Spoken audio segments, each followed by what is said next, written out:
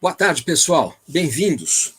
Obrigado pela presença de todos. Não deixem de deixar o seu like, compartilhar, ativar o sininho, né? Esse programa é um programa que a gente normalmente faz às terças-feiras, só que essa terça-feira eu tive um problema doméstico aqui e não pude fazer, então transferimos para hoje, tá? Então, conexões esotéricas, pessoal. Esse é o nosso tema, esse é o nosso título. Eu gostaria de convidar o meu querido Wagner Dorim para a gente para participar aqui do meu bate-bola com vocês. Hoje nós vamos falar sobre Atlântida. Dorim, bem-vindo. Boa tarde, pessoal. Saudade de vocês aí. Por onde você andou, Dorim? Você andou sumido? Como eu estava falando para você, né? Eu tive um problema no dente. Foi de um lado, depois do outro. Inclusive, eu estou ainda, pessoal, com 10 pontos aqui do lado. Vai tirar na segunda-feira. Mas a gente que gosta de falar, não adianta a gente ficar calado. Você tem que falar. Você tem que falar, senão você fica mais doente. E eu estava doente, já que não está junto com vocês. É verdade. Eu costumo dizer para o meu dentista que na próxima encarnação eu quero vir ou como águia ou como tubarão. A águia porque tem um bico forte, né, não tem dente, e o tubarão porque tem 2 fileiras ou 3 de dente, e quando perde um, nasce outro rapidinho. Então, não vai ter mais problema de dente, porque dente, pelo amor, né? Olha a pergunta, a Cláudia já começou atacando, né? Onde é que fica a Atlântida? Bom, nesse exato momento, a Atlântida fica perto do solo do leito rochoso do Oceano Atlântico, tá? A Atlântida, a ilha principal da Atlântida fica lá, tá? Ela fica lá no meio do Oceano Atlântico, mais ou menos. Uma das pontas da Atlântida, segundo dizem, eram os Açores, tá? Os Açores, que são aquele arquipélago vulcânico que pertence a Portugal. A Ilha da Madeira talvez também fizesse parte, as Canárias. Então, nós tínhamos um continente enorme que ficava entre o continente norte-americano e a Europa, tá? Ali ficaria a Atlântida. Porém, por incrível que pareça, eu estava lendo essa semana, eu vou explicar isso, Luiz Henrique. Eu estava lendo no começo dessa semana um livro da Dolores Cannon, onde ela estava contando, através de um contactado que ela hipnotizou para fazer regressão, esse contactado estava dizendo o seguinte: originalmente, Atlântida era o nome do nosso planeta. Olha que bacana. E não era bem Atlântida. Atlântida é um nome moderno. O planeta se chamava Atlanta. Olha que bacana. Essa informação eu acho que ninguém tinha passado para vocês até hoje. O nome original do nosso planeta era Atlanta. Tá? Todo o planeta. Então, tinha uma civilização que veio de fora. Essa civilização veio de fora. Veio de várias origens extraterrestres. E essa civilização tinha vários níveis de cultura e vários níveis de conhecimento por causa dessas diversas origens extraterrestres. Aparentemente, o pessoal mais avançado ficava nessa ilha monumental, que era quase um continente, né? Seria como a Austrália. A Austrália é uma ilha, mas é um continente, praticamente, pelo tamanho dele, né? Então, ficaria nessa ilha no meio do Oceano Atlântico, tá? Essa civilização da ilha da Atlântida, propriamente dita, que a gente convencionou depois de chamar Atlântida, né? Era a mais avançada de todas. E esse pessoal tinha uma capacidade de lidar com a pedra muito grande. Eles usavam levitação, eles tinham instrumentos capazes de amoldar a pedra ao seu bel prazer, e eles não gostavam muito de metais. Olha que interessante, na primeira fase da Atlântida, eles não gostavam muito de metais, eles usavam mais pedra. Eles diziam que quanto mais próximo da expressão natural do planeta fosse o material com o qual eles trabalhavam, mais forte energeticamente era esse material. Por isso eles lidavam muito com pedra. Então, a Atlântida tinha inúmeros monumentos em pedra. É da Atlântida a origem da criação de pirâmides no México. Lembrem-se de Teotihuacan, tá? Pirâmide do Sol, Pirâmide da Lua e as outras pirâmides menores, e as pirâmides de Giza, do Planalto de Gizé, como a gente chama, Kelps, Khafre e Miquerinos, que não tem absolutamente nada a ver com os faraós respectivos Kelps, Khafre e Miquerinos, tá? Inclusive, o alinhamento e a disposição das pirâmides de Teotihuacan, das pirâmides de Gizé e das pirâmides da China, tá? Se vocês procurarem na internet, vocês vão ver as pirâmides da China também, são as mesmas das estrelas das Três Marias. As Três Marias é o nome que a gente dá aqui no Brasil, mas no hemisfério norte eles chamam as Três Marias de Cinturão de Órion. Tá? Então, as estrelas de Órion,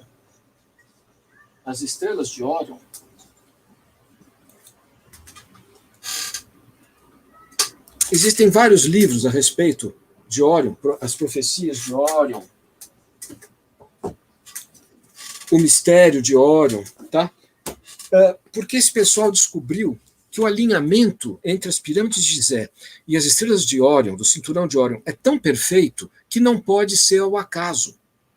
Não pode ser ao acaso. Foi praticamente uma forma que os extraterrestres tiveram de dizer: nós fizemos isto, para vocês se lembrarem a nossa origem. Então, o pessoal de Órion tem muito a ver com isso. Tem muito a ver com a disposição das pirâmides, e foi uma das principais raças dessa ilha central da Atlântida, que acabou se espalhando. Quando a Atlântida afundou pela última vez, segundo as informações mais abalizadas que eu tenho, foi 10.500 AC, tá? Que foi justamente na época do dilúvio. Tá?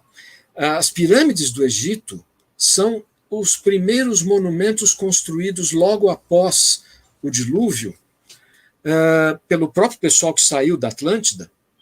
O pessoal que saiu da Atlântida se dividiu.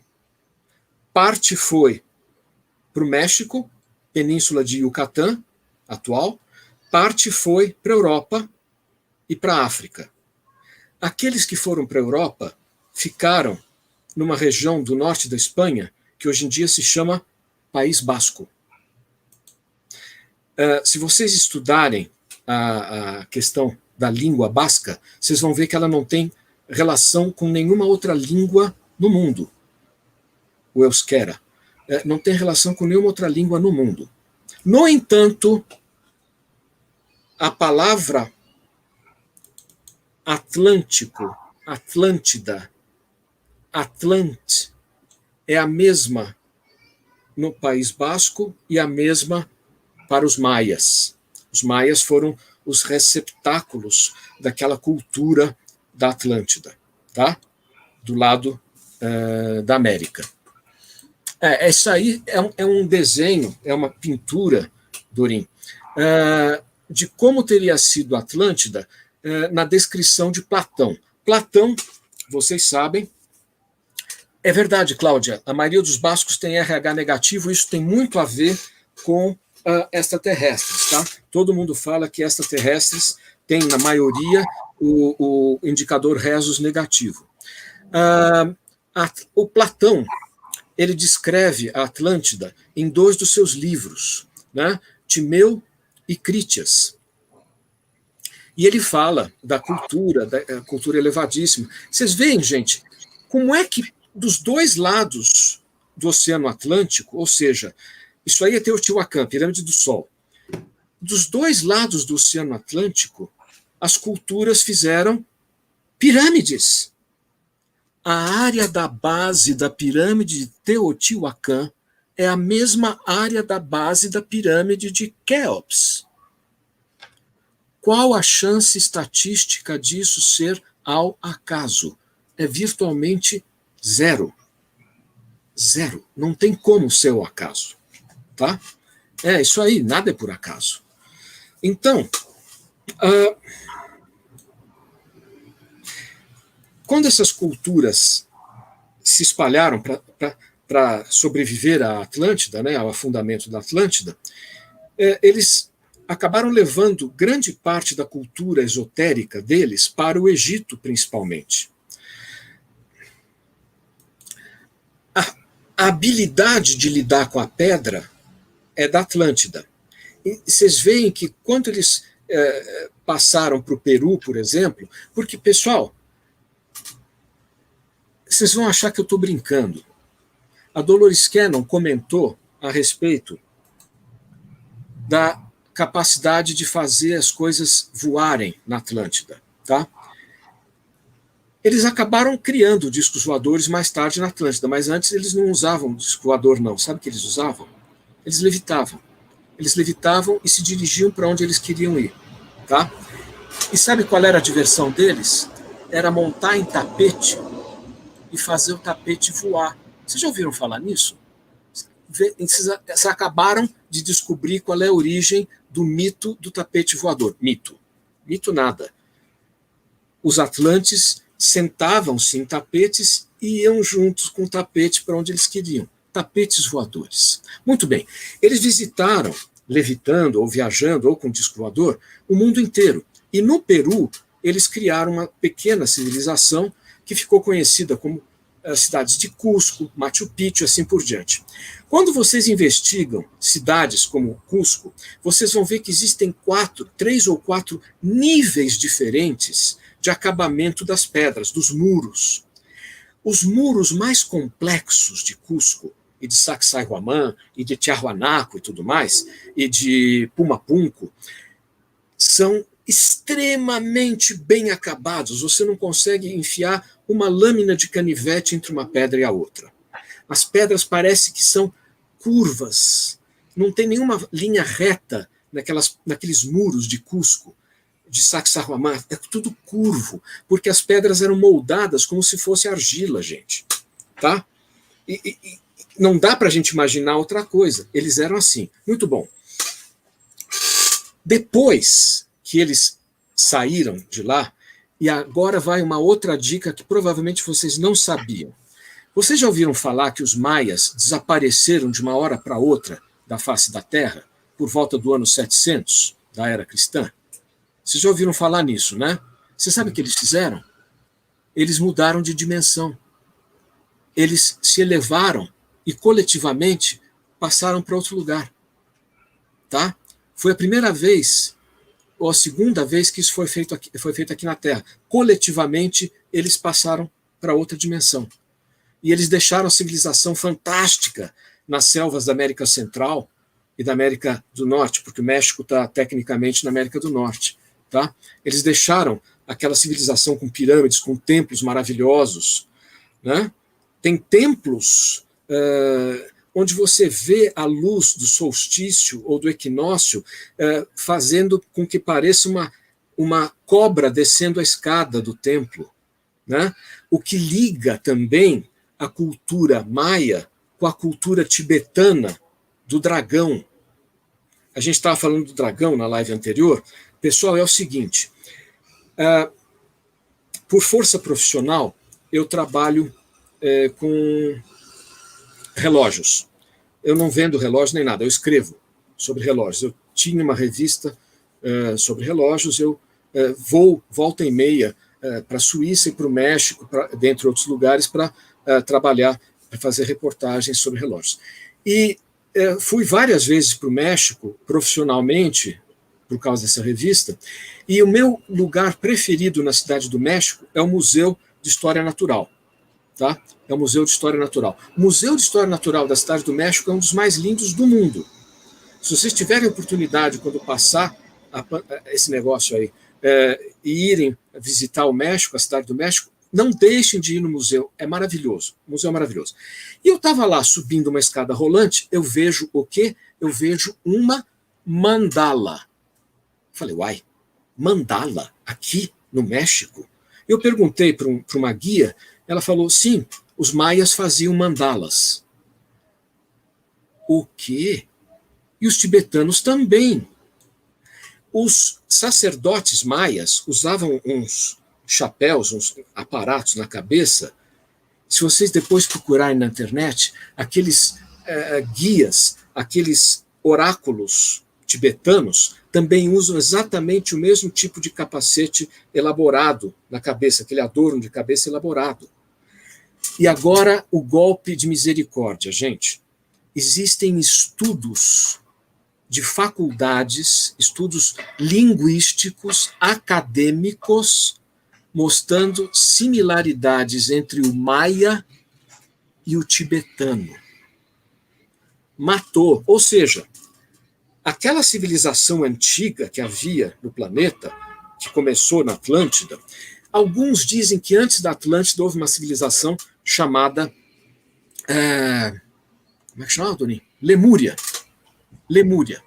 A Madame Blavatsky fala muito da Lemúria, que teria sido a segunda raça raiz, né?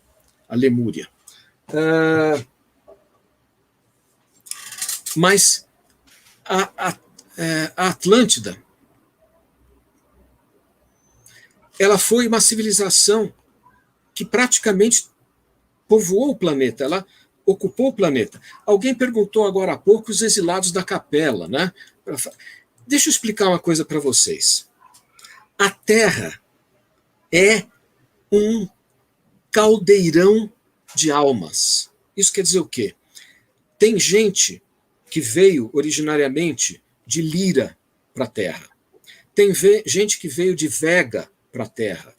Tem gente que veio das Pleiades, de Arcturus, de Órion, de Sírios para a Terra.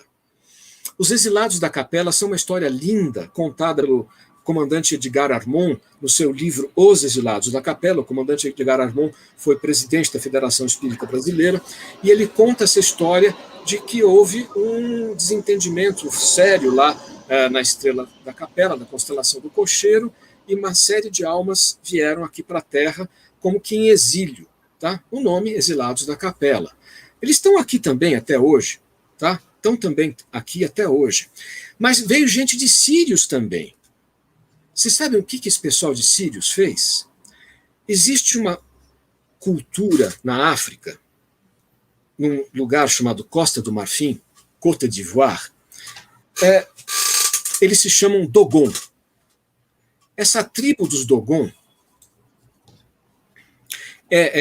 Lemúria está ligada ao Pacífico, ao continente do Pacífico, exatamente. Depois eu falo disso, também teria a ver com a Ilha da Páscoa. Mas bem, os Dogon. Os Dogon são uma tribo que começou a ser estudada por uns missionários franceses na década de 30 e 40. Os Dogon têm um rito, um festival, que acontece uma vez a cada 50 anos, que é o Festival de Potô. É o nome que eles dão a uma estrelinha chamada Sirius B. Gente, Sirius B é a estrela anã binária de Sirius A. Sirius A é enorme, é maravilhosa, é linda. É a estrela dos egípcios. Os egípcios baseavam o início das cheias do Nilo na ascensão helíaca de Sírius, ou seja, quando Sírius e o Sol se elevavam juntos no início de junho, em 20 de junho, mais ou menos, tá? Na época do solstício de verão. Então, Sírius está relacionada com as cheias do Nilo, com a cultura, com a fertilidade das terras em torno do Nilo e tudo mais, né? Sírius tem tudo a ver. Só que a Sírius que é visível é Sirius A. Sirius B é pequenininha. E os Dogon chamam Sirius B de Potolo, que é a menor raiz do mundo, a menor semente do mundo. Eles sabem que Sirius B é uma anã, é uma estrela anã. Anã. E vocês sabem quando que nós descobrimos aqui, nós terráqueos modernos, descobrimos Sirius B? 1862, Alvan Clark descobriu Sirius B, mas ainda não conseguiu fotografar. E eles falam ainda que existe Sirius C, que a gente ainda nem viu, nem descobriu, nem desconfiou. Pessoal, eles dizem que essas informações todas, Naná, bem-vindo, há quanto tempo? Eles falam que essas informações todas foram passadas para eles por mestres que vieram colonizar o planeta, mestres civilizadores. Esses mestres eram os Nomo, e eles diziam que esses Nomo tinham corpo de peixe, cabeça humana, né, e pés de gente. Na verdade, eram extraterrestres que usavam uma roupa esquisitona, né, e que saíam das águas para ensinar essas coisas para eles.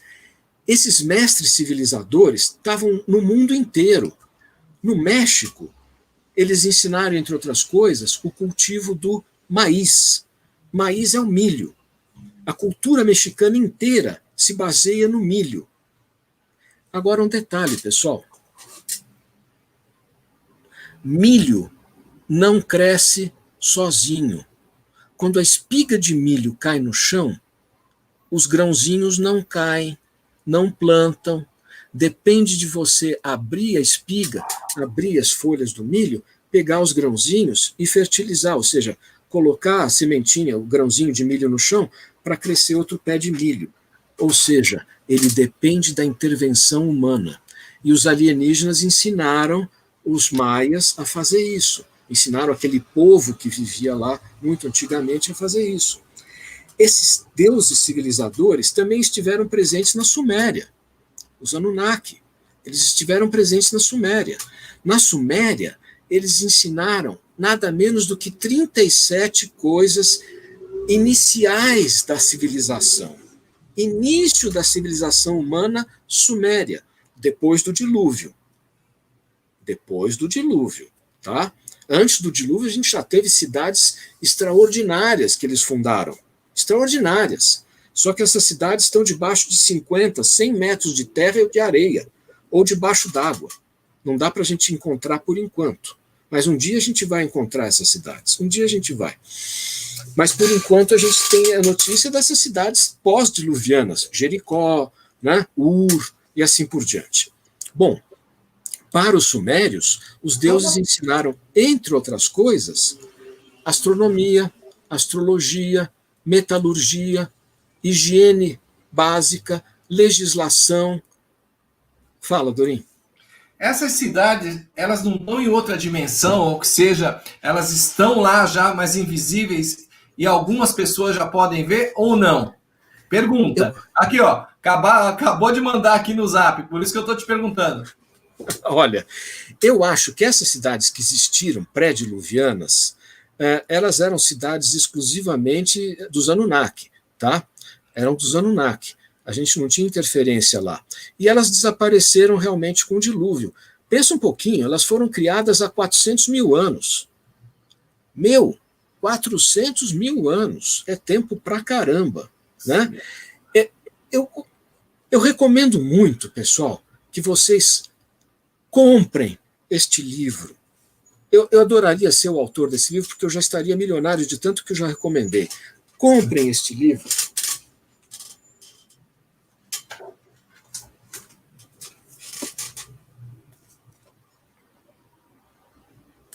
O Despertar dos Mágicos, Louis Pauvert e Jacques Bergier.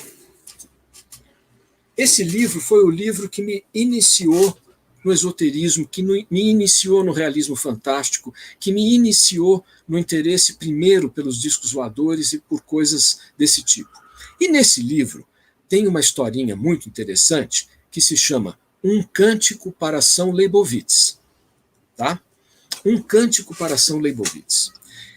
Essa história, o que é? É uma história de uma distopia, ou seja, é uma utopia ao contrário, é um mundo distópico, é um mundo tipo Exterminador do Futuro, né?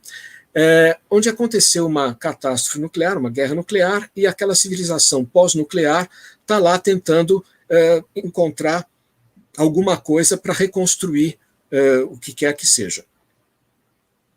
E eles escavam onde era a cidade de Nova York, e eles encontram os restos de um escritório de contabilidade de um sujeito chamado Leibowitz.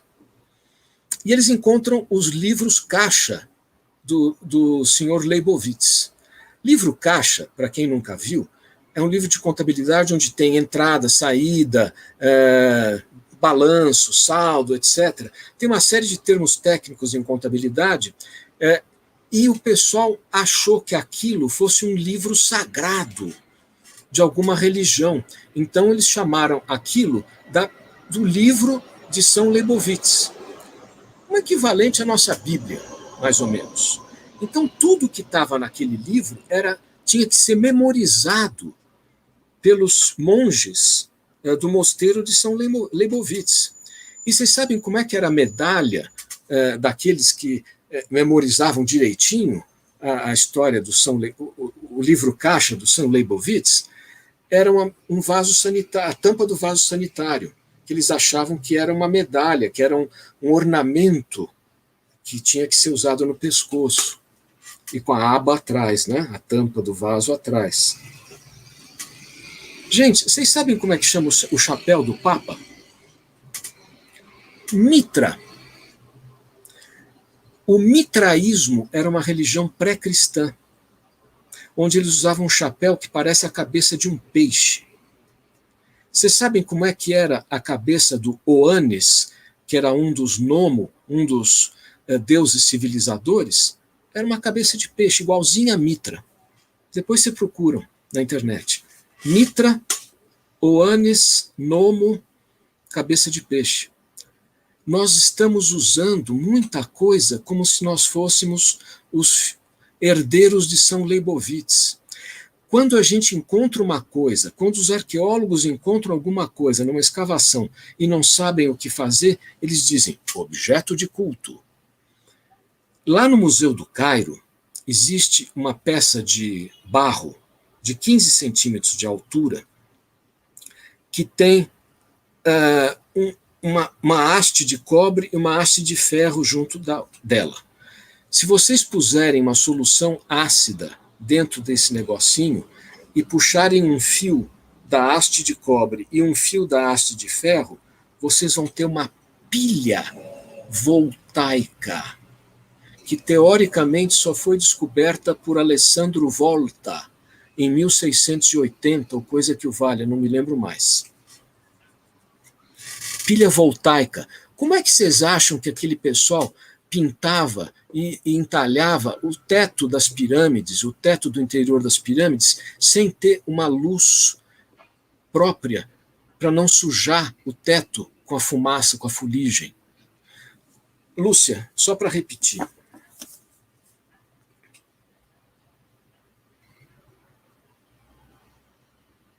Louis Pauvers e Jacques Bergier. É facinho. Despertar dos Mágicos. Você vão na estante virtual ou na Amazon, vocês encontram. Tá?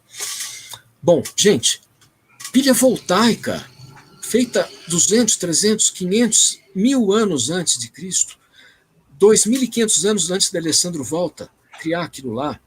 Lente polida, que dava para usar em telescópio, muito antes de Galileu inventar o telescópio, em 1600 e bolinha. Eles tinham lentes lá na Suméria. Como é que vocês acham que eles observavam o céu noturno na Suméria, se não era com lentes? Eles tinham tudo isso. Essa tecnologia foi escamoteada de nós e ainda continua a ser escamoteada, escondida, ocultada de nós, por interesses escusos da NOM, se vocês sabem a que eu estou me referindo, né? Ou dos Illuminati, que ainda dá para falar esse termo. Eles não querem que vocês tenham esse conhecimento. Ah, sim, Marete, tem sim, tem mesmo. O sujeito segurando um negócio que parece uma válvula, com 2 fios que parecem cobras saindo. Exatamente. Eles tinham toda essa tecnologia. Aliás, nós tínhamos na Atlântida tecnologias com cristais de quartzo que hoje nós ainda estamos muito longe de ter. Eles faziam coisas com esses cristais extraordinárias, comunicação com outros mundos. Eles se comunicavam através desses cristais. Pessoal, uma das coisas que a Dolores Cannon fala a respeito da Atlântida é o seguinte: a informação ainda está vibrando no planeta inteiro. A Terra é o planeta que é o depósito da informação do universo desde a sua criação. Nós só precisamos aprender a ler. Está tudo dentro de nós. É que a gente está tão concentrado nessa porcaria de dia a dia, tá? Desculpa a expressão, mas é que a gente está tão concentrado nesse negócio de usa coisa, não usa coisa, sai de casa, não sai de casa, prepara comida, sobrevivam, que a gente não tem tempo para a gente entrar dentro de nós e procurar essas informações. Elas estão todas dentro de nós. Isso todas as tradições esotéricas falam há milhares de anos.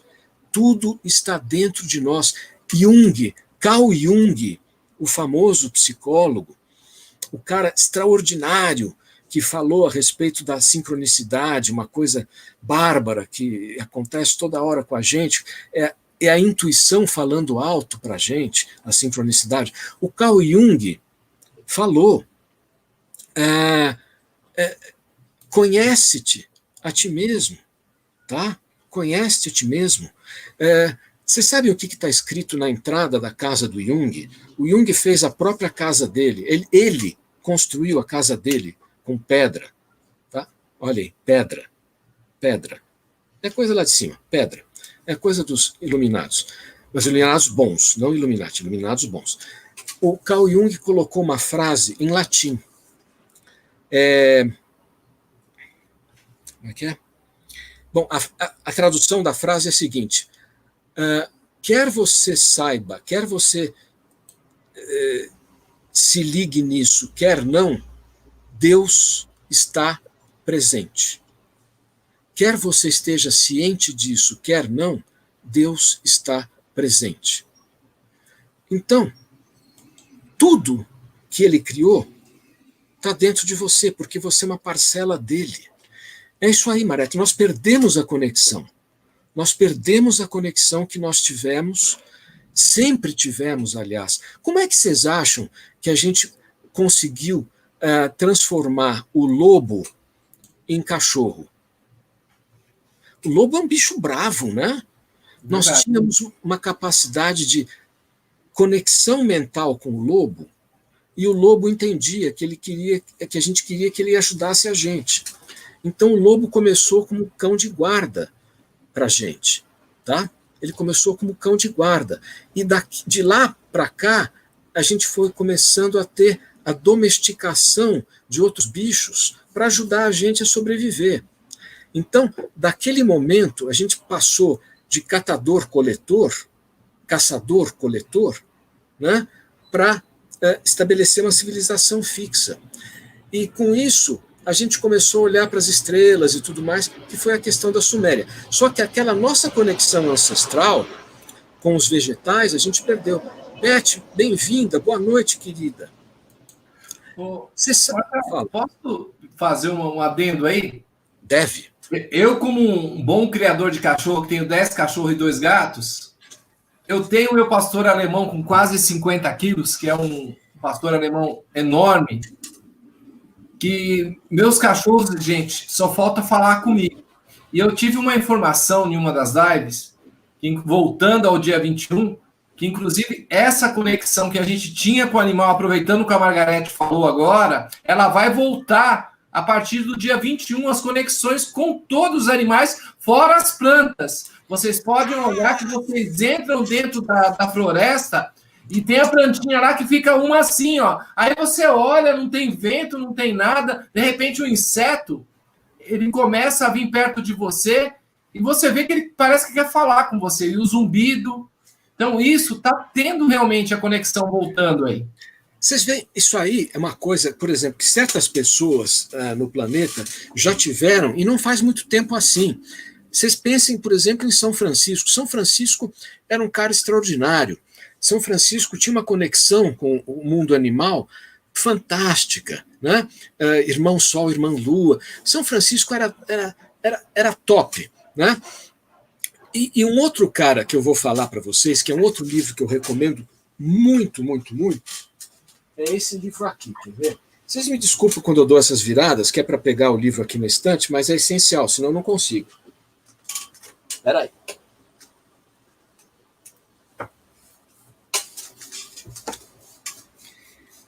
Os meus livros são velhinhos, viu, gente? Meus livros são velhinhos, mas são bacanas. Vocês encontram esses livros todos que eu estou mencionando em lugares como a estante virtual. Vocês fazem um cadastro na estante virtual, porque são livros que provavelmente estão fora de catálogo, já não são mais publicados há muitos anos. Esse livro aqui, pessoal, A Vida Secreta das Plantas, do Peter Tomskin e do Christopher Reed, tá? Era da Expressão e Cultura. A editora nem existe mais, tá? Vida Secreta das Plantas. O que fala nesse livro? Nesse livro fala o seguinte: tinha um sujeito que era um estudioso dos polígrafos. Não sei se vocês lembram o que era o polígrafo. O polígrafo é o detetor de mentiras. Tá? Ele mede a variação na resistência superficial dos materiais, seja da pele humana, seja do que for. Ele mede variações na tensão superficial, na resistência dos materiais como a pele humana. Tá? Então, quando dá uma variação muito grande, é porque a pessoa se emocionou e isso indica que ela está mentindo, provavelmente, a respeito daquele assunto, dá um disparo no polígrafo e tal. Muito bom. É um detetor de emoção, vale dizer assim.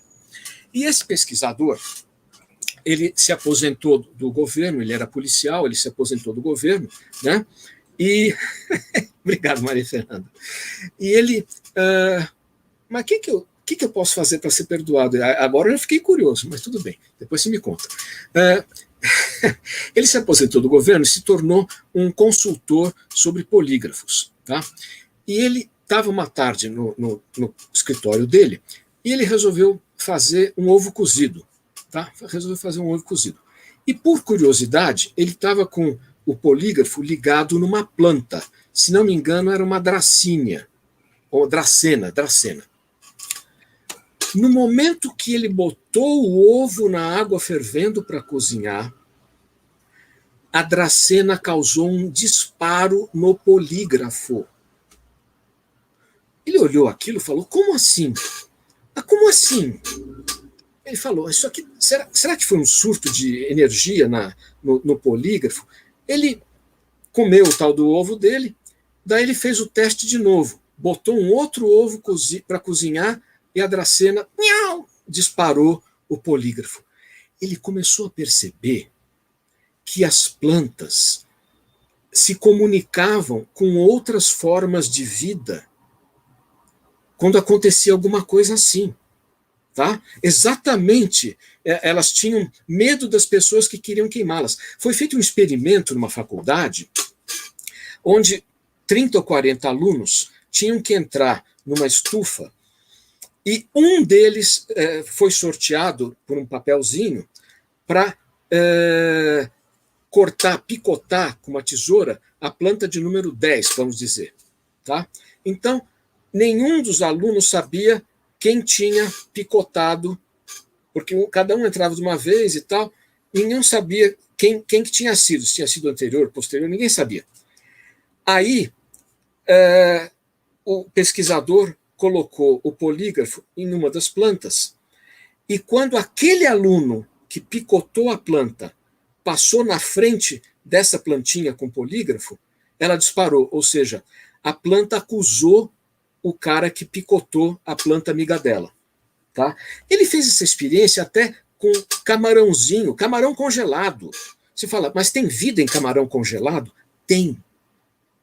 Tem vida em planta, gente. O Amit Goswami, de quem eu já traduzi inúmeros livros, um físico quântico, que está hoje em dia falando sobre a física quântica e a criatividade, física quântica e medicina e tudo mais, ele falou, quando vocês pisam nas plantas, na grama, a grama sente. Peçam desculpas para a grama. Lembrem do filme Avatar. Tá? O filme Avatar, a moça, né, ela mata o animal para poder comer e sobreviver, mas ela agradece por aquele sacrifício que o animal fez. Ela agradece. Tá? nós temos que nos conscientizar da luz que rodeia toda a vida e da vida que é o nosso planeta Gaia. Nosso planeta é o planeta mais lindo do universo. E a gente tem que voltar a comungar, a partilhar a energia da vida desse planeta, que é maravilhosa. É maravilhosa. Lembra daquela música do Ivan Lins? Que a vida deve ser maravilhosa. É isso. A vida é maravilhosa. A vida é uma dádiva extraordinária que a gente recebe para a gente poder nascer aqui na Terra. Gente, nascer aqui na Terra é mega sena acumulada de fim de ano. Vocês não estão entendendo. Vocês não estão entendendo. O pessoal fala, porque eu tenho tendência suicida. Você é bobo. Você não sabe a oportunidade que você está perdendo nesse planeta. Se liga, viva, aproveita essa vida que você tem. Cara, qual é? E olha, eu vou falar uma coisa. Quando vocês têm uma experiência de quase morte, quando vocês vão para o lado de lá e voltam, vocês passam a valorizar tanto a vida, mas tanto. Mas tanto. Eu comecei a estudar essa coisa de reencarnação e karma, espiritualidade, depois que eu tive minha experiência de quase morte, com 20 anos de idade. Tive um problema na cirurgia, fiquei 3 minutos clinicamente morto, voltei, falei, cara, eu vi meu avô falou, volta porque você tem muita coisa para fazer. O lado de lá é lindo, mas ainda não era a hora. Quando chega a hora, você vai embora, não se apresse. Não se apresse. A vida está ruim, está complicada. Dor, perdas, coisas difíceis. Você escolheu esta vida do jeitinho que ela é. Você acha que 2020 está difícil? Vocês escolheram estar aqui nesse momento, gente. É uma oportunidade ímpar. Toda vida é uma oportunidade ímpar. Mas esse momento, então, é especial. Especial. Você vai falar, 2020 é especial? É. Acreditem no que eu estou falando. 2020 é especial. Tá? É lindo. É lindo. Tá difícil. Fala. Pessoal, aproveita para vocês perdoar e ser perdoado, porque quando nós voltamos com os nossos contratos kármicos, alguma coisa, aquela pessoa que você não resolveu, ela vem te acompanhando. E às vezes ela vem até você querendo que você perdoe. Então ela fica te atormentando para você ter vontade de ter suicídio, que as coisas não estão bem. Então, é que nem uma coisa, você terminou com um namoro há 20 anos atrás, mas você simplesmente pegou o cara te traindo, a mulher te traindo, e você foi embora. Então aquilo ainda está te perseguindo. Você precisa ir com a sua mente e falar, peraí, a gente, mesmo que você não encontre a pessoa, fala, acabou aquele serviço que você nunca mais voltou lá e você não consegue outro, resolve agora, porque senão vocês têm que voltar de novo. Lá é tão bom. Então procura resolver agora. Não tira a vida adiantado, não. Resolve aqui primeiro, depois não volta mais, não. É isso aí. É o que perguntaram. Vivete! Meu Deus do céu! Vivete!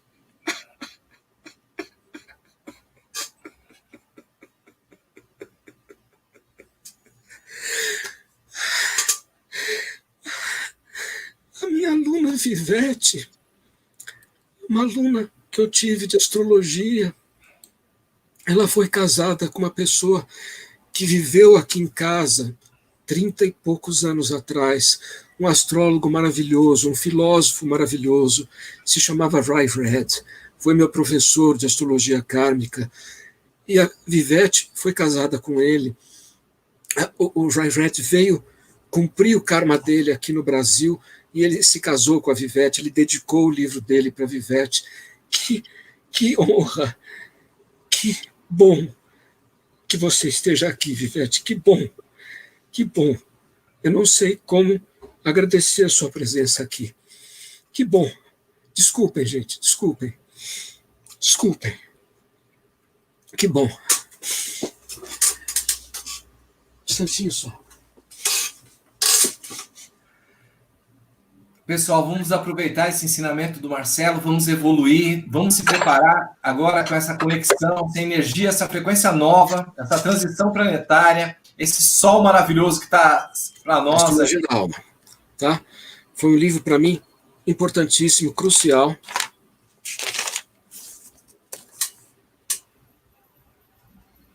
E é dedicado para ela. Então, vocês entendem a minha emoção, né? Vocês entendem a minha emoção. Que a vida dá voltas e a vida, esses ciclos se completam e a gente sente que o universo está junto da gente, o universo está conspirando a nosso favor, como dizia o Paulo Coelho. Que coisa boa, gente. Olha,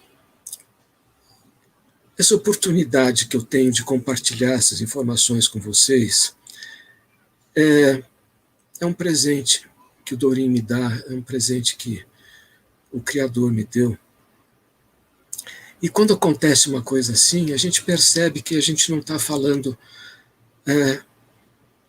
a gente tem ouvidos, a gente está com ouvidos prontos para nos ouvir, né? Com ouvidos que querem nos ouvir. Isso é tão bom. E, bom, vocês vão me perdoar, eu sou um peixe com ascendente em Câncer, ou seja, eu sou água, né? A única coisa que ele ainda me dá um pouquinho de mente é a Lua em Gêmeos, mas a Lua em Gêmeos está entrando na casa 12, então foi para a água do mesmo jeito, quer dizer, eu sou muito emocional, eu sou muito emotivo. Mas depois que eu vi que o Churchill também chorava à toa, eu me sinto mais bem equilibrado. Fala, Dorim. Marcelo, nós temos 2 minutinhos, porque daqui a pouco está entrando a Cris de Pascoal, 1.0. Após a Cris de Pascoal, está entrando a Karen Rodrigues com raças alienígenas. Após a Karen Rodrigues vai entrar Paulo Iannuzzi falando sobre as pirâmides e sobre as naves que estão aparecendo lá no Egito. Isso, é maravilha. Da onde essas naves, que não são alienígenas. Opa! Gente, olha, aproveitem, não saiam da TV Galáctica, não desliguem, fiquem, porque, olha, cada dia mais as coisas estão aparecendo, as informações estão surgindo, mas prestem muita atenção no negócio que eu vou falar para vocês. Não se satisfaçam em acumular informação. Recebam a informação e processem isso dentro de vocês. Trabalhem essa informação dentro de vocês. O que eu acabei de ouvir? Isso faz sentido para mim? O que isso quer dizer para mim? Comecem a trabalhar isso, porque só processar a informação o computador faz. Mas o que vocês vão fazer é processar a percepção, o significado dessas coisas. É isso que é importante. Qual é o sentido disso para nós? Qual é o significado disso para nós? É isso que vai fazer a gente se elevar. É o significado. Tá? Significado. Gente, eu não tenho palavras para dizer como hoje foi especial para mim. Muito, muito, muito, muito, muito, muito obrigado a todos, por estarem presentes, por estarem vibrando, porque é dessa egrégora linda que a gente tem aqui que a gente vai conseguir fazer desse mundo um planeta melhor. É usando essa energia, é usando essa vibração que a gente vai conseguir fazer desse mundo um lugar melhor. Sempre. Aconteça o que acontecer, a gente vai fazer desse mundo um lugar melhor para todos nós. Bom fim de semana para vocês, fiquem na luz, fiquem na paz. Wagner Dorim, gratidão eterna, meu irmão, meu amigo, fique com Deus. Eu que agradeço a você, Marcelo, agradeço a todos vocês. Pessoal, dá tempo de vocês pegar um copinho com água, que a Cris já está entrando aí, tá? E, ó, o presente da TV Galáctica está em todas as descrições do vídeo, hein? Tchau, pessoal. Bom final de semana. Marcelo, um abraço. E um beijo no coração aí. Amém. Tchau, pessoal.